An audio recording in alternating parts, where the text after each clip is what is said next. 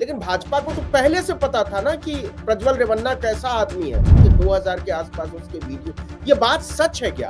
ये प्रज्वल रेवन्ना का एक इंसिडेंट ऐसा है, क्योंकि प्रधानमंत्री ने अभी तक रिएक्ट नहीं किया इस पर। पब्लिक रिएक्शन क्या होगा ऐसे में अगर वो जीत जाते हैं और वो पार्लियामेंट पहुंच जाते हैं? एक तरह का खौफ का एटमॉस्फेयर कर्नाटक में बन गया है। एक प्रेजेंटली अक्यूज्ड पर्सन को कैसे वीजा दिया गया? तो अभी तक प्रज्वल रेवन्ना को कौन बचा रहा था? अमित शाह जी की एक स्टेटमेंट आई है जिसमें उन्होंने कहा है कि प्रज्वल रेवन्ना के ऊपर जो भी इल्जाम लगाए गए हैं वो सब झूठ है।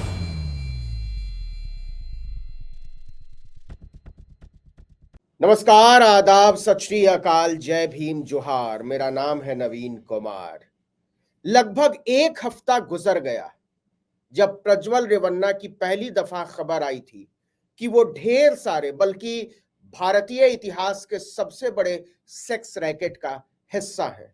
बहुत सारी महिलाओं के साथ उनके वीडियो आए जिसमें वो दिख रहे हैं कि महिलाएं रो रही हैं, गिड़गिड़ा रही हैं, तड़प रही हैं, छटपटा रही हैं। लेकिन प्रज्वल रेवन्ना, जो कि एनडीए के उम्मीदवार हैं और मौजूदा सांसद हैं, प्रधानमंत्री नरेंद्र मोदी ने उनके लिए प्रचार किया, वोट मांगा और कहा कि प्रज्वल रेवन्ना को दिया गया हर वोट सीधे नरेंद्र मोदी को जाएगा। तो क्या प्रधानमंत्री जब ये बोल रहे थे तब उन्हें पता नहीं था कि प्रज्वल रेवन्ना किस तरह का आदमी है?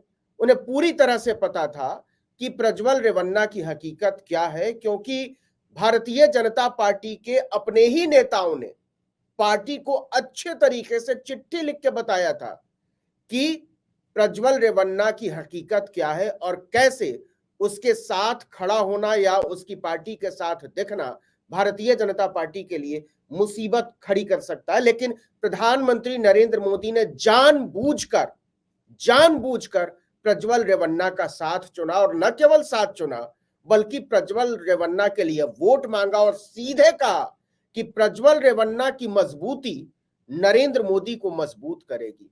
तो कैसे प्रज्वल रेवन्ना कर्नाटक की राजनीति में इतना महत्वपूर्ण हो गया भारतीय जनता पार्टी के लिए और खुद प्रधानमंत्री नरेंद्र मोदी के लिए कि उन्हें लगा कि प्रज्वल रेवन्ना और उनकी पार्टी जेडीएस के बिना भाजपा का काम नहीं चलेगा, और कैसे एक बहुत बड़ा नासूर बन चुका है प्रज्वल रेवन्ना न केवल कर्नाटक में बल्कि पूरे भारत में, और कैसे महिलाएं दहशत से भरी हुई हैं प्रज्वल रेवन्ना के नाम पर ही। तो हमारे साथ मलिगे सिरिमाने हैं, कर्नाटका जनशक्ति के लिए काम करती हैं, बहुत प्रखर नेत्री हैं, सामाजिक कार्यों में इनका बहुत बड़ा योगदान रहा है, महिलाओं के बीच काम करती हैं। तो मलिगे, बहुत बहुत स्वागत है आपका आर्टिकल 19 इंडिया पर। सबसे पहले तो थैंक यू सर, नमस्ते। बताइए कि क्या वाकई, क्योंकि ये अभी तक हमने अखबारों में पढ़ा है, जो हमने पेपर में पढ़ा है और जो हमने सुना है प्रज्वल रेवन्ना के बारे में कि उसके सैकड़ों वीडियो है, बल्कि कुछ अखबार तो ये कह रहे हैं कि 2000 के आसपास उसके वीडियो, ये बात सच है क्या? जी 2000 के आसपास नहीं, करीबन 3000 के आसपास उनके वीडियोस ऑलरेडी आउट हो गए हैं, बाहर निकल चुके हैं। और आप तो ऑलरेडी न्यूज़पेपर्स में और सारे न्यूज़ चैनल्स में देख चुके हैं कि ये सिर्फ वीडियोस की ही बात नहीं है, कि नंबर्स की बात नहीं है। नंबर्स के साथ साथ उसमें हमें जिस तरह का एक बहुत भयानक तरीके का एक वायलेंस जो दिखता है, एक भीभत्सता जो है उसकी, इसको बहुत हमें इसके ऊपर सोचना भी बहुत जरूरी है, मुझे ऐसे लगता है। क्योंकि हम लोग आज तक हम लोग एक अलग अलग सिंगल इंसिडेंट को लेके बहुत प्रोटेस्ट करते आए हैं, फाइट करते आए हैं। आप जैसे जानते हो, कर्नाटक एक ऐसा स्टेट है जहां पर सिविल सोसाइटी बहुत वाइब्रेंट है। हम लोग बिल्कुल। हर तरह के मूवमेंट को यहाँ पर जिंदा रखने की कोशिश करते आए हैं सदियों से। हमारे पूर्वज जो है वो भी स्वतंत्रता संग्राम से पहले से ही बहुत ही वाइब्रेंट एक सोशल मूवमेंट्स की यहाँ पर जनन हुई हैं। तो अब हमें लगता है कि इतने सालों तक हमने जो भी देखा, अगर महिला मूवमेंट का अगर मेरा ही एक्सपीरियंस हम ले लें, बहुत छोटे उम्र से मेरा इसमें इंट्रोडक्शन हुआ, विमेंस मूवमेंट के साथ ही पली बड़ी हूँ मैं। लेकिन आज तक के मेरे एक्सपीरियंस में मुझे कभी ऐसा महसूस नहीं हुआ कि इस सारे सोसाइटी के ऐसा एक बहुत बड़ा वॉर जो है, एक वॉर वेज किया गया है महिलाओं के खिलाफ। एक प्रज्वल रेवन्ना का एक इंसिडेंट ऐसा है जहां पर दिखता है, मुझे तो इसको मुझे बिल्कुल मन नहीं है कि हम इसको ऐसे छोटे मोटे वर्ड से इसको हम एक्सप्लेन कर पाएंगे कि एक सेक्सुअल हैरेसमेंट केस है या सेक्सुअल असॉल्ट की एक केस है। बिल्कुल भी ऐसे अगर हम करते हैं तो महिलाएं जो है इतने सारे बड़े संख्या में उस फैमिली की विक्टिम जो बन चुके हैं, उनको हमारे तरफ से भी एक अन्याय हो रहा है, हमारे तरफ से भी नाइंसाफी हो रही है उनके खिलाफ। कि मुझे तो लगता है एक तरह का जंग है जो महिलाओं के खिलाफ इस फैमिली ने ऐसे जंग वेज किया है। They have waged a war. And जैसे हम सुना करते थे वॉर के पीरियड में, जहां पर हजारों महिलाओं को गिनी पिग्स के तरह इस्तेमाल किया जाता था या कंफर्ट वुमेन के तरह इस्तेमाल किया जाता था, इतिहास में ऐसे जब हम सुनते थे तो बहुत सारे नंबर में पुरुष भी होते थे। प्रधानमंत्री नरेंद्र मोदी तो कहते हैं कि महिला सुरक्षा उनका बहुत बड़ा मुद्दा है, वो तो विमेन सेफ्टी की बात करते हैं और इसका पूरा नगाड़ा पीटते हैं, पूरे देश भर में कहते हैं कि वो तो महिला सुरक्षा को लेकर बहुत सीरियस है। लेकिन भाजपा को तो पहले से पता था ना कि प्रज्वल रेवन्ना कैसा आदमी है, तो बजाय उसको गिरफ्तार करने के, बजाय उसके खिलाफ आंदोलन चलाने के, उसको न केवल टिकट दिलवाते हैं बल्कि उसके लिए प्रचार करते हैं। कर्नाटका में इसको कैसे देखा जा रहा है, खासकर महिलाएं कैसे देख रही हैं? तो कर्नाटक तो आजकल महिलाओं के ऊपर जो दौर्जन्य हो रहे हैं इसको लेकर बहुत एक्चुअली शेकन हो चुका है। एक तरह का खौफ का एटमॉस्फेयर कर्नाटक में है, क्योंकि सिर्फ जो हिंसा की घटनाएं हो रही हैं उसको लेकर ही नहीं, वो हिंसा के आसपास जो उसके अंदर और बाहर पॉलिटिक्स जो हो रहा है उसको लेकर बहुत ही एक तरह का खौफ का एटमॉस्फेयर कर्नाटक में बन गया है। आप जानते हैं कुछ दिन पहले नेहा हिरेमठ का इंसिडेंट हुआ कर्नाटक में।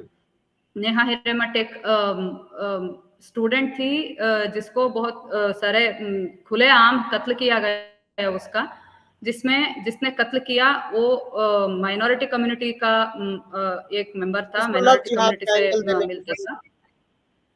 बहुत ही उसको पॉलिटिसाइज किया गया, जहां पर बिल्कुल महिलाओं को और उस फैमिली को मौन करने का भी मौका नहीं मिला। अच्छी तरह से उस लड़की के जो देहांत हो गया उसको लेके या कत्ल हो गया उसको लेके हमें प्रोटेस्ट करने का, अपनी जो अपने फीलिंग्स जो है उसको बाहर लाने का, या इसमें हमें जैसे जस्टिस चाहिए उसके लिए डिमांड करने का भी मौका नहीं दिया गया। इमीडिएटली जहां पता चला कि वो माइनॉरिटी कम्युनिटी का लड़का है तो उसको लेके कि इतना बहुत बड़ा पॉलिटिक्स चला कर्नाटक में। जिस बीजेपी आज ये कांड जो हुआ है, एक बहुत बड़ा सारे सेंचुरी का एक बहुत बड़ा सेक्सुअल हरासमेंट कांड है, ये सेक्सुअल असॉल्ट का कांड है, ये महिलाओं के ऊपर जो जंग इन्होंने फैमिली ने किया, तो इसको लेके जो बीजेपी आज खामोश है, कुछ दिन पहले तक पूरे वो रास्ते में थे, हर एक डिस्ट्रिक्ट में उन्होंने प्रोटेस्ट किया। और हम ये पूछना चाहेंगे कि महिलाओं के बीच में ये कैसे ये हायरार्की खड़े क्यों किया जा रहा है? किसको लेके प्रोटेस्ट करेगी बीजेपी या किसको लेके प्रोटेस्ट नहीं करेगी, या किसके इज्जत को बचाने के लिए हम काम करेंगे ऐसे वो दावा करेगी, या किसके इज्जत उसके लिए इम्पोर्टेंट नहीं है? ये चीज इसमें इतने बड़ी से अंतर क्यों है, इतना बड़ा सा अंतर इन दो चीजों के बीच में क्यों है? ये हमारा सवाल है, ये बहुत बड़े नेता के सामने और सारे उनके पार्टी के सारे ऊपर से नीचे तक जितने भी नेता हैं, कर्नाटक में है, बाहर हैं, हमारा ये सवाल है कर्नाटक के महिलाओं का। और हम ये भी बोलना चाहेंगे सर, बहुत इग्नोरेंट अगर महिलाएं हैं तो उन्होंने यकीन किया होगा कि बीजेपी उनकी इज्जत बचाएगी या उनकी रक्षा करेगी, उन्होंने यकीन किया होगा, क्योंकि हम देखते हैं सारे इतने सालों में बीजेपी की हिस्ट्री कैसी रही है, महिलाओं के ऊपर इनका क्या सुलूक रहा है आज तक, ये हम देखते आए हैं। वो उत्तर प्रदेश के इंसिडेंट्स में ही क्यों ना हो, या रिसेंटली जो विमेन रेसलर्स के इश्यू को लेके क्या हुआ, मणिपुर के इश्यू में क्यों ना एक उनके बड़े नेता क्यों एक मिनट का उन्होंने टाइम नहीं लिया कि वो महिलाओं के ऊपर जो अन्याय वहां पर हुआ, बहुत विपत्सता हुई, उसको खंडन करने के लिए। इतने सालों में उन्होंने जो भी किया है, और बिल्किस बानो के साथ क्या हुआ, बिल्किस बानो इंसिडेंट में उनको क्यों वैसे खुलेआम घूमने के लिए छोड़ा गया, ये सब चीज देख चुकी हैं इस देश के महिलाएं। शायद आर्टिकुलेट किया नहीं, लेकिन ये नहीं समझना चाहिए कि बीजेपी को यकीन करेंगी महिलाएं, ये हम नहीं सोचेंगे ऐसे। स्मृति ईरानी देश की महिला एवं बाल विकास मंत्री हैं। जिस दिन प्रज्वल रेवन्ना का केस आ चुका था, उस दिन भी उन्होंने ट्वीट किया है कि महिला सुरक्षा ये है मोदी की गारंटी। तो वो तमाम उन राज्यों पर बोलती है, संदेश खाली पर वो ट्वीट की झड़ी लगा देती हैं, बयानों की झड़ी लगा देती हैं। लेकिन कर्नाटक में जब सैकड़ों महिलाओं के साथ यौन उत्पीड़न का केस होता है, तो देश की महिला मंत्री कुछ भी नहीं बोलती, एक शब्द नहीं बोलती। क्या कर्नाटक की महिलाएं इसको समझती हैं? बिल्कुल समझते हैं, बल्कि कर्नाटक की महिलाओं का एक उनका विजडम इतना है कि आप देख सकते हैं पिछले विधानसभा इलेक्शन में क्या हुआ। विधानसभा इलेक्शन में आज जो यहाँ पर अपनी रोजी रोटी में मदद जो मिलता है उनको, गृहलक्ष्मी योजना हो या बाकी कोई गारंटी हो, वो शक्ति योजना हो, जिसको लेके अपनी जिंदगी बिताने के लिए उनको जो मिलता है उसको ही उन्होंने चुना, ना कि जो बहुत बड़े बड़े बात बोलते हैं और काम में कुछ नहीं करते हैं, और महिलाओं के ऊपर उनका कोई भी इज्जत नहीं है, प्यार नहीं है और मदद नहीं है महिलाओं के लिए उनके तरफ से। ऐसे लोगों को बहुत ही अच्छी तरह से उन्होंने इनकार किया है, रिजेक्ट किया है। ये हमने कर्नाटक के विधानसभा इलेक्शन में देखा है। चाहे स्मृति ईरानी इस बात को भुलाने की कोशिश करें कि ऐसा एक बहुत बड़ा कांड हुआ और स्मृति ईरानी उसमें नहीं बोली, ये भुलाने के लिए वो कोशिश करें, लेकिन कर्नाटक के महिलाएं बिल्कुल समझेंगी। इतना ही नहीं, कर्नाटक के महिलाओं का ये पुकार होगा सारे देश के महिलाओं के लिए कि महिलाएं हैं तो हम सब एक हैं। अगर कर्नाटक में ऐसा इंसिडेंट हुआ है तो कल कहीं भी हो सकता है, बीजेपी से या बीजेपी के एसोसिएटेड जो लोग हैं उनसे। और सारे देश में अगर महिलाओं को ये इसके बारे में सोचना चाहिए तो अभी इसके बारे में सोचना चाहिए, अच्छा सा डिसीजन करना चाहिए, क्योंकि हमारे सामने अच्छा मौका है, तो हमें डेफिनेटली इसके ऊपर सोच विचार करके डिसीजन लेना पड़ेगा। अच्छा, अभी तक कितनी कंप्लेनेंट सामने आ चुकी हैं? एक तो हमारे सामने था जो खाना बनाने का काम करती थी प्रज्वल रेवन्ना के घर में। टोटल अभी तक कितनी कंप्लेनेंट सामने आ चुकी हैं, कुछ बता सकती हैं? सर, इस बात में विमेंस कमीशन ने एक बहुत बड़ा अच्छा स्टेप लिया। कर्नाटका स्टेट विमेंस कमीशन ने एक बहुत अच्छा स्टेप लिया। एसआईटी फॉर्म होने के लिए कर्नाटका स्टेट विमेंस कमीशन के चेयरपर्सन जो है डॉक्टर नागलक्ष्मी चौधरी, उन्होंने पब्लिक में आके उन्होंने प्रेस स्टेटमेंट इश्यू किया कि जितने भी महिलाएं आएंगे सामने, उनकी सिक्योरिटी और सेफ्टी को इंश्योर किया जाएगा, उनके कंप्लेंट्स को बाहर नहीं छोड़ा जाएगा और बिल्कुल ही इसको अनोनिमस रखा जाएगा। तो इसलिए मुझे लगता है जो भी आए हैं, कुछ कंप्लेनेंट्स फोन पर बात कर चुकी हैं प्रेसिडेंट के साथ, चेयरपर्सन के साथ, कुछ महिलाओं ने खुद लिखा है उनको, और एक कंप्लेंट जो आया है उसको क्यों बाहर नहीं किया गया, उसका वजह यह है कि उनको प्रॉमिस किया गया है ये सारे सर्वाइवर्स को कि अगर आप बाहर आते हो तो हम आपकी हिफाजत करेंगे। तो इसके वजह से मुझे लगता है ये चीज अभी खुलेआम ऐसे डिस्कशन में नहीं है कि कितने लोग आए हैं, अगर है वो ऑफ द रिकॉर्ड है। लेकिन हमें यकीन है कि एसआईटी जब फॉर्म किया गया था, गौरी लंकेश जो एक बहुत नेक और सच्चे दिल की बहुत बोल्ड सेक्युलर पत्रकर्ता थी कर्नाटक की, उसके हत्या जो हो गई राइटिस्ट इनसे गुंडों से, तो उसके विचार में जो एसआईटी को फॉर्म किया गया, वो एसआईटी ने बहुत ही अच्छा काम किया, बहुत ही मेटिकुलस तरीके से काम किया। और हमें यकीन है कि इस बारे में जो अभी एसआईटी बनाई गई है वो भी बहुत अच्छी तरह से काम करेगी और इसके अंदर जो भी है उसको बाहर लाने में वो सक्सेसफुल रहेगी।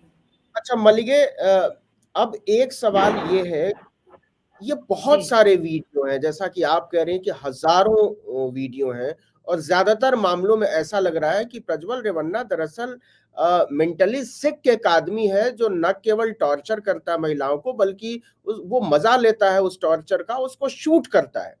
तो ये एक दिन में तो नहीं हुआ होगा, ये बरसों में हुआ है। तो अभी तक और ये बात बाहर तो महीनों पहले आ चुकी थी, तो अभी तक प्रज्वल रेवन्ना को कौन बचा रहा था?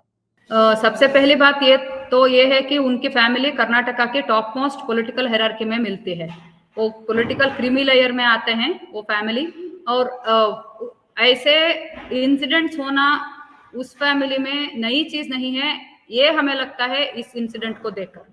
अगर ऐसा नहीं हुआ होता, कोई भी एक फैमिली में मेंबर एक ऐसा रहता है तो फैमिली शॉक हो जाएगी और बिल्कुल कोशिश करेगी कि हम इसको कैसे ठीक कर सकते हैं, इसके क्या हम इलाज करवा सकते हैं। या मैं पूरी तरह से ये नहीं मानती हूँ कि वो मेंटली सिक था। हमेशा ऐसे बोला जाता है, अगर ये वेरी पावरफुल पॉलिटिशियन को रिसेंटली एक उसके ऊपर पोक्सो का अक्यूजेशन आ गया, कर्नाटक के एक्स चीफ मिनिस्टर थे, उनके ऊपर पोक्सो का अक्यूजेशन आ गया, तो इमीडिएटली उसको ऐसे कन्वर्ट किया गया कि जो सर्वाइवर थी, वो सर्वाइवर की माँ जो थी वो मेंटली इंस्टेबल थी।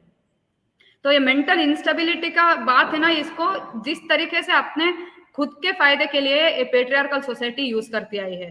जब पुरुष बहुत वायलेंट होता है तो उसको बोला जाता है कि वो पीवट है या मेंटली इंस्टेबल है। मुझे नहीं लगता कि प्रज्वल मेंटली इंस्टेबल है। वो एक खुले तरीके से एक कंप्लीटली एंटी सोशल एलिमेंट है, एंटी विमेन एलिमेंट है, हाईली पेट्रियार्कल एंड मिसोजिनिस्ट है। तो ये मेंटल सिकनेस की बात नहीं है, ये हमारी सोसाइटी जैसे एक मेल चॉविनिज्म को बिल्ड करती है, बच्चे जब पले बढ़ते हैं तो इस चीज की बात है। ये जैसा कल्चर दिया जा रहा है सोसाइटी में, इसकी बात है।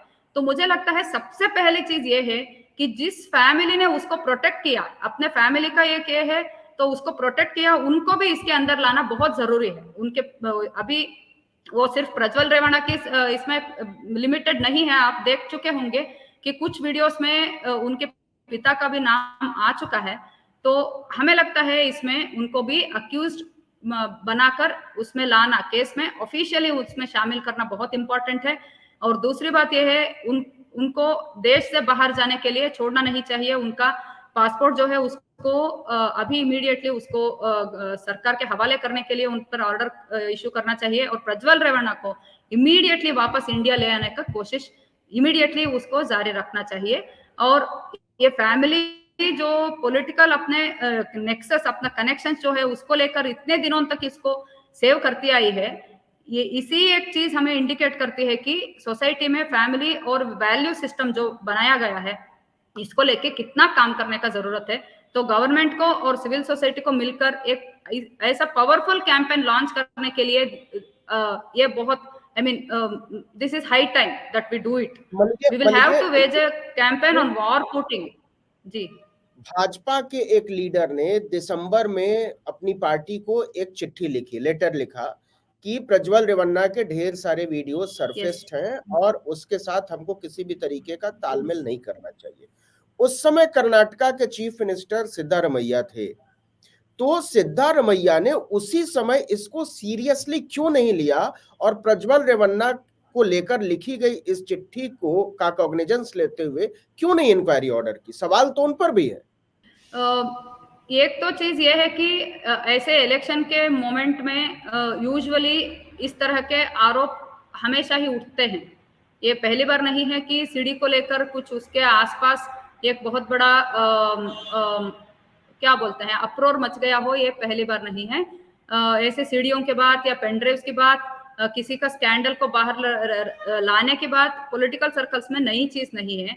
हो सकता है कर्नाटक के गवर्नमेंट को लगा होगा कि ऐसा ही एक पूरा सच्चा नहीं, एक हाफ बेक्ड एक्यूजेशन है या इसमें सच्चाई अभी बाहर आने की जरूरत है, ऐसा लगा होगा। लेकिन फिर भी मुझे लगता है किसी भी हालत पर एक बार ऐसी जो चीज सामने आती है गवर्नमेंट के, वो सिद्धरामैया जी ही क्यों ना हो, आज के रूलिंग गवर्नमेंट क्यों ना हो, या उस फैमिली क्यों ना हो, या पार्टी जिस नेशनल पार्टी ने इस पार्टी के साथ अलायंस कर लिया, बीजेपी ने जब उन्होंने अलायंस कर लिया तभी उनको पता था कि ऐसा एक एक्यूजेशन है इस फैमिली के एक बहुत इंपॉर्टेंट मेंबर के खिलाफ। तो हर एक इंसान को जो भी एक पावर पोजीशन में है, हर एक इंसान को ऐसे चीज पर सेंसिटिव होने की जरूरत है। तो हम ये अपॉर्चुनिटी लेते हुए ये भी हम रिक्वेस्ट करेंगे कर्नाटका गवर्नमेंट से भी कि इसको ऐसे ना कंसिडर किया जाए कि ये हर रोज होने वाले अलग इंसिडेंट की तरह ये भी एक इंसिडेंट है, ऐसे इसको नॉर्मली ना कंसिडर किया जाए, इसको बहुत ही अटमोस्ट सीरियसनेस के साथ इसको लिया जाए। लेकिन मुझे ये लगता है कि ये जो इंसिडेंट है इसमें बहुत ही बड़ा शेर जो बहुत ही बड़ा हिस्सा जो ब्लेम पड़ता है वो डेफिनेटली नेशनल पार्टी जो बीजेपी ने अलायंस कर लिया आके इनके साथ, उनके ऊपर ही पड़ता है, क्योंकि ये पहली बार नहीं है जहां पर बीजेपी ने खुद ने या बीजेपी के अलायंस में रहने वाले पार्टियों में ऐसे महिला पीड़क को, स्त्री पीड़क को उन्होंने लीडर के पोजीशन दिया हो, उनको इलेक्शन में खड़े होने का मौका दिया हो, उनको सपोर्ट किया हो, उनका अगर वो जेल से बाहर आते हैं तो उनको सेलिब्रेट किया हो, ये पहली बार नहीं है। अभी अभी जो गुजरात इलेक्शन हुए उसमें आपने भी देखा है कि बिल्किस केस में एक अक्यूज थे जो जेल में भी थे, उनके फैमिली के एक मेंबर को ही टिकट दिया गया, और जो विमेन रेसलर्स के इश्यूज में अक्यूज थे उनको अपने लीडर के नाते उनको सामने लाके खड़ा किया गया, ये पहली बार नहीं है। तो ये हिस्ट्री रही है इनकी कि ये स्त्री पीड़क को एंटी सोशल एलिमेंट नहीं मानते हैं बिल्कुल, लेकिन अपने लीडर मानते हैं। तो हमें अभी सोचना पड़ेगा कि क्या हम ऐसे लीडर्स के अंडर रहना चाहेंगे, ऐसे लीडर्स हम चाहेंगे कि ये अपने देश को रूल करें? मुझे तो नहीं लगता कर्नाटक की महिलाएं ये चाहेंगी, ऐसे लीडर्स हमें बिल्कुल भी नहीं चाहिए। क्या आप लोगों को और खासकर जो स्टेक होल्डर्स हैं कर्नाटका के, खासकर महिलाएं, उनको ऐसा महसूस होता है कि प्रज्वल रेवन्ना जो भारत छोड़कर अचानक से भागा एन वोटिंग के दिन, ऐसा इंडियन हिस्ट्री में शायद पहली बार हुआ होगा कि कैंडिडेट वोट देने से पहले देश छोड़कर भाग गया, तो इसमें रूलिंग पार्टी का, जो सेंटर की रूलिंग पार्टी है, उसका हाथ हो सकता है, या उसको एटलीस्ट इतना पता रहा होगा कि प्रज्वल रेवन्ना भाग सकता है, क्योंकि इतना आसान नहीं है वीजा लग जाना, कैंडिडेट जर्मनी का वीजा ले रहा है, टिकट बुक करा रहा है और पता ही नहीं हो सरकार को, ये बड़ा यकीन करने लायक बात नहीं है।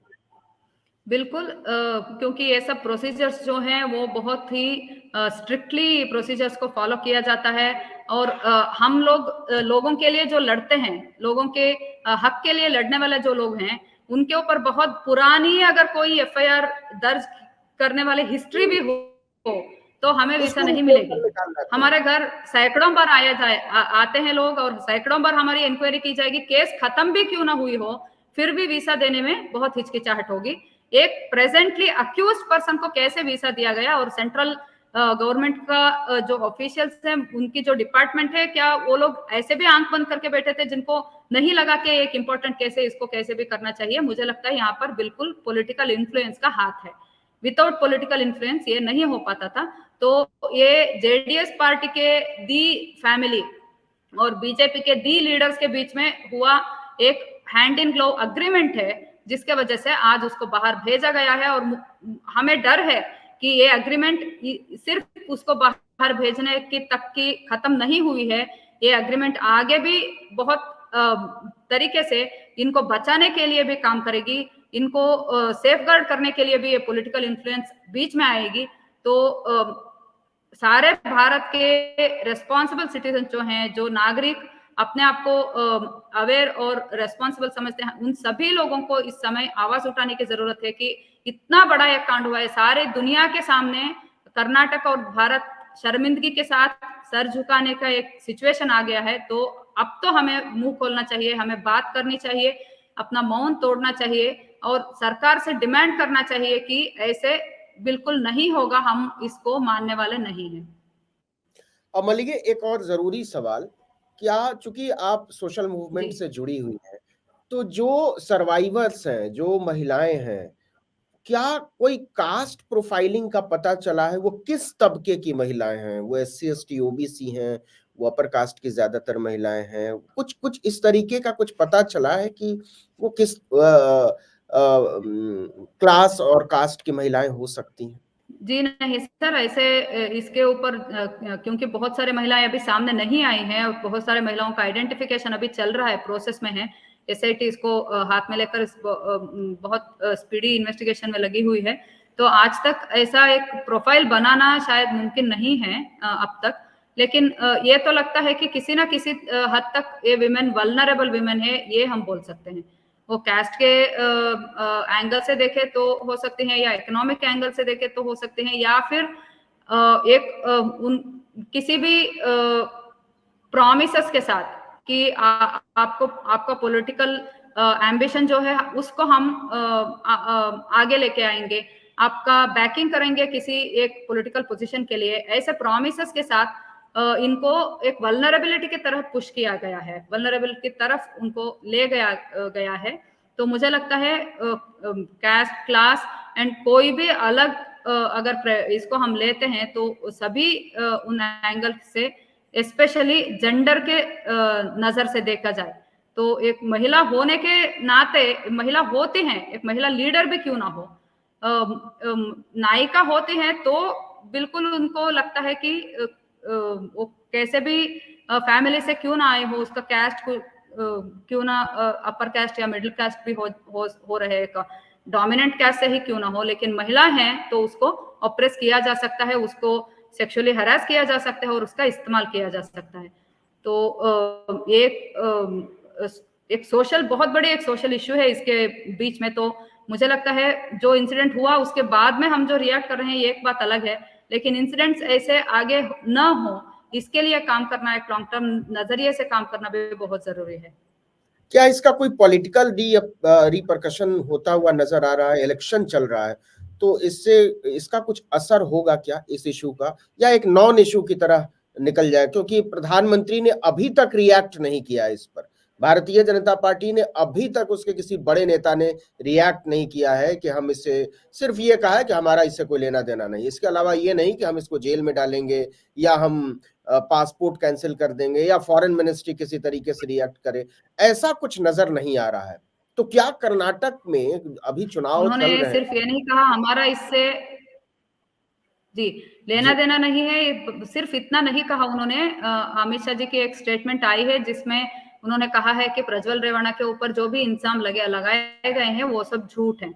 तो वो क्लीन चिट पॉलिटिकली देने के लिए मोटिवेटेड। बहुत ईगरली, एक तो रिस्पॉन्ड नहीं करेंगे, या अगर रिस्पॉन्ड करते हैं तो ये बोलेंगे कि उन्होंने जो गड़बड़ मचाई है यहाँ पर वो कुछ नहीं है, उसको कंप्लीटली हम आंख बंद करके भूल जाएं, उसको क्लीन चिट दिया जाता है even before the investigation started.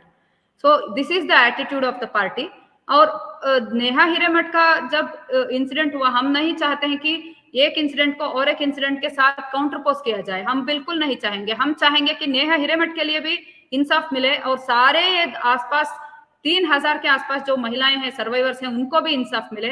कोई भी पॉलिटिशियन आगे ऐसा काम न करे जहां पर महिलाओं के ऊपर जो दौर्जन्य होते, हिंसा होती है, उसको लेके पॉलिटिक्स किया जाए। ऐसा काम कोई भी पॉलिटिशियन किसी भी पार्टी से भी क्यों ना मिला हो, ऐसा काम ना करे, हम ये चाहेंगे। लेकिन यहाँ पर हमें खुलेआम नजर आ रहा है कि एक इंसिडेंट को इस्तेमाल करने की कोशिश की गई है और एक इंसिडेंट को स्नब करने की कोशिश की जा रही है।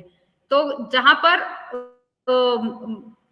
सच्चे तरीके से अगर वहां पर इंसाफ के लिए डिमांड करना चाहिए तो एक इम्पार्शियलिटी की बहुत इंपॉर्टेंट चीज होती है, इम्पार्शियलिटी कि पॉलिटिकल लीडर को इम्पार्शियल तरीके से एक कम्युनिटी को रेस्पॉन्ड करने की जरूरत है। महिला कम्युनिटी को ये प्रॉमिस करने की जरूरत है कि हम इम्पार्शियल हैं, हम आप सबको एक तरह से देखेंगे और एक तरह से इंसाफ दिलाएंगे, ये इंश्योर करने की जरूरत है। लेकिन ये उनके दिल में बिल्कुल भी नहीं है, तो इसका पॉलिटिकल रिपरकशन डेफिनेटली होगा।